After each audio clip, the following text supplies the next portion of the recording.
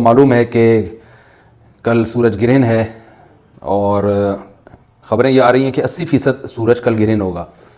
اس بارے میں اسلامی حکام کیا ہیں، شریعت کیا کہتی ہے، اس کے لیے علماء نے سوچا ہے کہ کچھ باتیں عوام تک پہنچائی جائیں، تو اس لیے میں نے بھی ارادہ کیا کہ شرعی حکام اس بارے میں بتائے جائیں، اس میں حکمتیں کیا ہیں۔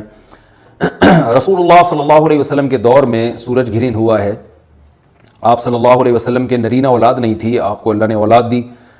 اور آپ کے بیٹے کی موت واقع ہوئی۔ یہ ایک بہت بڑا حادثہ تھا اس وقت، کیونکہ عرب میں نرینہ اولاد کی بڑی ویلیو تھی۔ آپ صلی اللہ علیہ وسلم کو اللہ نے بیٹیاں دیں، بیٹا نہیں دی، اور بیٹا دے کے اٹھا لیا، تو ایک بہت بڑا واقعہ تھا، اور اللہ کی قدرت کے اسی دن سورج بھی گرہن ہو گیا۔ تو عرب یہ کہا کرتے تھے، زمانہ جاہلیت میں یہ بات مشہور تھی کہ کوئی بہت بڑا دنیا میں واقعہ ہوتا ہے تو سورج یا چاند گرہن ہو جاتے ہیں۔ اسی دن سورج بھی گرہن ہوا، تو یہ بات پھیل گئی کہ محمد صلی اللہ علیہ وسلم سید الانبیاء رسول اللہ صلی اللہ علیہ وسلم کے بیٹے کی چونکہ موت واقع ہوئی ہے، اس لیے سورج گرہن ہوا ہے۔ آپ صلی اللہ علیہ وسلم نے اس بات کی تردید فرمائی، اور آپ نے فرمایا ان الشمس والقمر آیتان من آیات اللہ لا ينکسفان بموت احدہم، کہ سورج اور چاند اللہ کی نشانیوں میں سے ایک نشانی ہے۔ لا ينکسفان بموت احدہم آیاتہ، نہ تو یہ کسی کی موت کی وجہ سے گرہن ہوتے ہیں، نہ کسی کی زندگی کی وجہ سے، بل یخوف اللہ بہما عبادہ، اللہ ان کے ذریعے اپنے بندوں کو ڈراتے ہیں۔ یہ بخاری مسلم کی حدیث ہے، اپنے بندوں کو خوف زدہ کرتے ہیں۔ تو یہ اللہ کی نشانیاں ہیں، اور آپ صلی اللہ علیہ وسلم نے اس موقع پر نماز کا حکم دیا، اللہ کے سامنے عاجزی اور انکساری کا حکم دیا۔ دیکھیے یہاں ایک بہت اہم پوائنٹ کی بات ہے ان لوگوں کے لیے جو اسلام کے خلاف ہیں، جو محمد صلی اللہ علیہ وسلم سرور دو عالم سید الانبیاء صلی اللہ علیہ وسلم کو سچا نبی نہیں مانتے، ان کے لیے اس حدیث میں آپ صلی اللہ علیہ وسلم کی نبوت کی ایک بہت زبردست دلیل موجود ہے۔ ایک واقعہ ہوا ہے آپ صلی اللہ علیہ وسلم کے بیٹے کی موت کا، اور عرب یہ ویسے ہی کہا کرتے تھے کوئی بہت بڑا دن ہوگا تو سورج گرہن ہوگا۔ تو کوئی بھی شخص جو جھوٹا نبی ہو، آپ خود بتائیے کہ کیا وہ ایسے موقع پہ اس واقعے کو اپنے حق میں کیش نہیں کرائے گا، اور وہ یہ کہے گا نہیں کہ میں تو پہلے ہی کہتا تھا میں بہت بڑی شخصیت ہوں، اور میرے بیٹے کی موت ہونا، ایک پیغمبر کے بیٹے کی موت ہونا ہے تو یقیناً یہ اس اللہ کی طرف سے ایک نشانیاں ہے، یہ نشانی ہے سورج کا گرہن ہونا، یہ بتانے کے لیے ہے کہ واقعی یہ بہت بڑا دن ہے، اور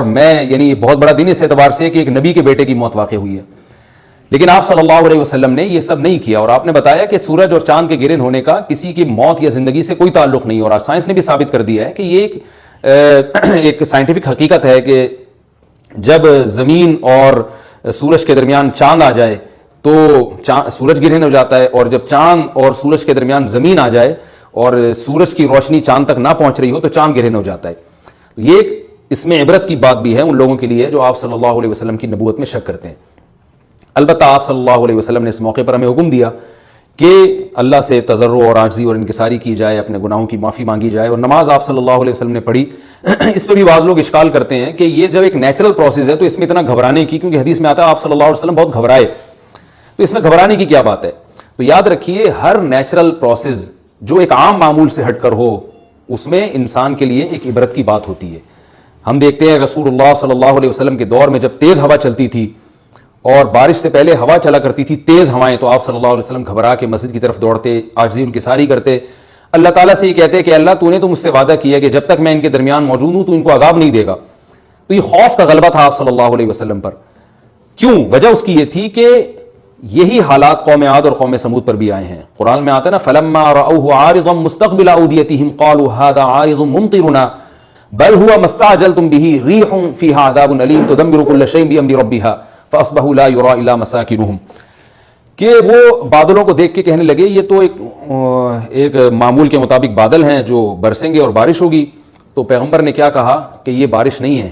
بلکہ یہ وہ عذاب ہے جس کی تم جلدی کیا کرتے تھے، اور اس میں ایک ایسی ہوا ہے جو اللہ کے حکم سے ہر چیز کو ہلاک کر دے گی۔ اور پھر ان پر ایک ہفتہ عذاب آیا، اور قرآن کہتا ہے کہ وہ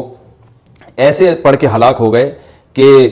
فَتَرَ الْقَوْمَ فِيهَا صَرْعَىٰ كَأَنَّهُمْ أَعْجَازُ نَخْلٍ خَاوِيَةٍ، اے مخاطب اگر تو ان کو دیکھتا تو ایسے لگتا کھجور کے تنے ہیں جو اوندھے پڑے ہوئے ہیں، تو ایسے ہوا نے ان کو تہس نہس کر دیا۔ تو یہ عام معمول سے ہٹ کے جب بھی اس کائنات میں کوئی تغیر آتا ہے تو اللہ کی نشانیوں میں سے ایک سائنٹیفک حقیقت بھی ہے، اس کی ایک لاجک بھی ہے، لیکن اس کے ساتھ ساتھ اللہ کی نشانیوں میں سے ایک نشانی بھی ہے، اور ایسی نشانی ہے جس سے ہمیں ڈرنا چاہیے کہ اللہ تعالیٰ کو اختیار ہے، وہ جب چاہے سورج کی روشنی چھین لے، چاہے کسی بھی طرح سے چھینے۔ اور یہ بھی ایک سائنٹیفک حقیقت ہے جو آپ صلی اللہ علیہ وسلم کی نبوت پر جس نے ایک مہر لگا دی ہے کہ سورج اور چاند کا گرہن ہونا اگرچہ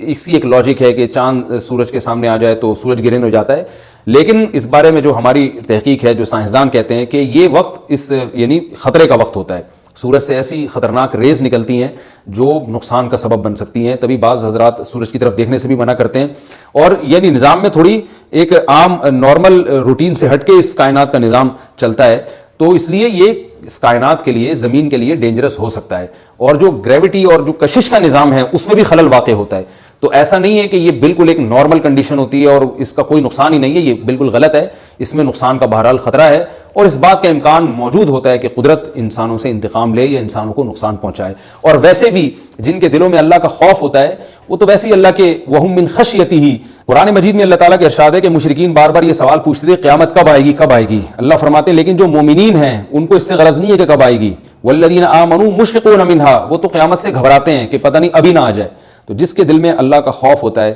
اس کے زندگی گزارنے کا طریقہ کچھ اور ہوتا ہے، وہ بات بات پہ اللہ سے ڈرتا ہے، اس کو اللہ سے ڈرنے کا بہانہ چاہیے، اس کو توبہ کا بہانہ چاہیے، تو اس بحث میں پڑھنا کہ یہ تو ایک لاجیکلی ایک سورج کی روشنی غائب ہو جائے گی، وہ ٹھیک ہے، یہ سائنسدانوں کا شعبہ ہے کہ کیوں غائب ہو رہی ہے، ماہرین فلکیات کا شعبہ ہے، لیکن اہل ایمان کا جو کام ہے اس موقع پر، ان کا جو وظیفہ ہے وہ یہ کہیں کہ اللہ کی نشانیوں میں سے ایک نشانی ہے، اللہ اپنی قدرت دنیا میں دکھاتا ہے کہ میں یہ بھی کر سکتا ہوں چاہے کسی بھی طریقے سے کروں، تو ہمیں اس موقع پر بہرحال اللہ کے سامنے جھکنا چاہیے، اپنے گناہوں سے معافی مانگنی چاہیے، اور وہی عمل کرنا چاہیے جو رسول اللہ صلی اللہ علیہ وسلم نے ہمیں بتایا ہے، اور اس بارے میں جو توہمات پھیلے ہوئے ہیں اس سے بھی ہمیں اجتناب کرنا چاہیے، جیسے نبی صلی اللہ علیہ وسلم نے عربوں کے وہم کو دور کیا ہے، بھائی اس کا کسی کی موت اور زندگی سے کوئی تعلق نہیں ہے، تو اسی طرح آج کل لوگوں میں ایک سورج اور چاند گرہن ہونے کے بارے میں وہم بھی بہت ہے کہ پتہ نہیں کیا ہو جائے گا، حاملہ عورتیں نہ نکلیں، فلانا نہ کرے، فلانا خربوزہ نہ کھائے، اس موقع پر کسی نے تربوز کھا لیا تو یہ ہو جائے گا، الٹی الٹی باتیں پتہ نہیں کیا کیا مشہور ہیں، یہ خربوزے تربوز کی تو میں ویسے ہی مثال دے رہا ہوں، تو کوئی بھی چیز جب کہنی ہو تو پوری طرح سے اس کی ریسرچ کریں، مجھے نہیں پتا حاملہ عورت کو فائدہ ہوتا ہے نقصان ہوتا ہے سورج گرہن ہونے سے، لیکن اگر نقصان بھی ہوتا ہے تو اس کی کوئی مستند دلیل ہونی چاہیے آپ کے پاس، ایسے ہی سنی سنائی باتیں آگے نقل نہ کریں، تو